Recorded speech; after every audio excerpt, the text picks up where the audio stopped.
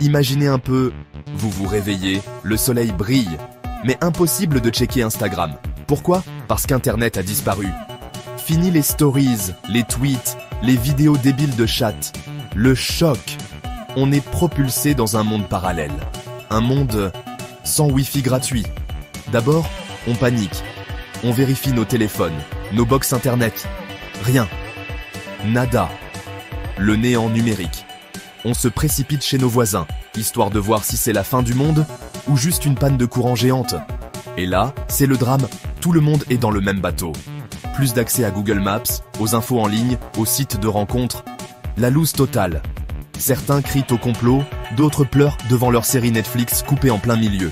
Moi, je vous avoue, j'ai un peu flippé. Comment on va faire pour vivre sans Internet? C'est comme si on nous enlevait notre smartphone, notre ordinateur, notre connexion au monde entier. Un vrai cauchemar. Mais bon, après le choc initial, on se dit qu'il faut bien vivre avec. Fini de scroller pendant des heures, de commenter des photos de brunch. Il est temps de se reconnecter au monde réel.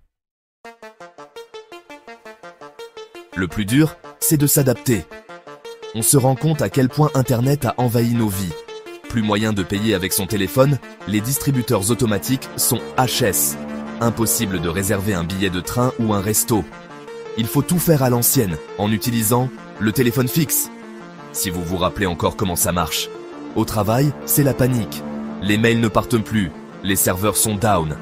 Les réunions se transforment en discussions improvisées autour de la machine à café. On redécouvre les joies du fax, de la photocopieuse et du courrier postal. Imaginez écrire une lettre à la main, la poster et attendre des jours pour avoir une réponse. La préhistoire. Et puis, il y a les réseaux sociaux. Fini les selfies, les statuts énervés et les débats interminables sur Twitter. On ne peut plus stalker son ex, ni se comparer aux vies parfaites des influenceurs. Au début, ça fait un bien fou. On se sent plus libre, moins stressé. Mais on se sent aussi un peu seul, coupé du monde. L'impact sur l'économie est colossal. Les entreprises du numérique s'effondrent, les sites de e-commerce ferment boutique. Les banques sont prises d'assaut, les gens paniquent et retirent leur argent. C'est la crise financière mondiale. Enfin, encore plus que d'habitude. Le monde de l'éducation est aussi sans dessus-dessous. Fini les cours en ligne, les MOOC et Wikipédia. On retourne à la bibliothèque municipale. On feuillette des encyclopédies poussiéreuses. Les profs doivent improviser, revenir aux méthodes traditionnelles. Et les élèves, eux, découvrent les joies de la vraie vie sociale, sans filtre ni emoji. Pour communiquer, on doit se débrouiller. Les cabines téléphoniques font leur grand retour. Si vous en trouvez encore une qui fonctionne, on se donne rendez-vous dans la rue, on se parle en face à face. Incroyable, non? On redécouvre le plaisir de la conversation, de la vraie communication humaine. Alors, la fin d'Internet, c'est le chaos total ou une opportunité? Difficile à dire. C'est sûr, on perd beaucoup.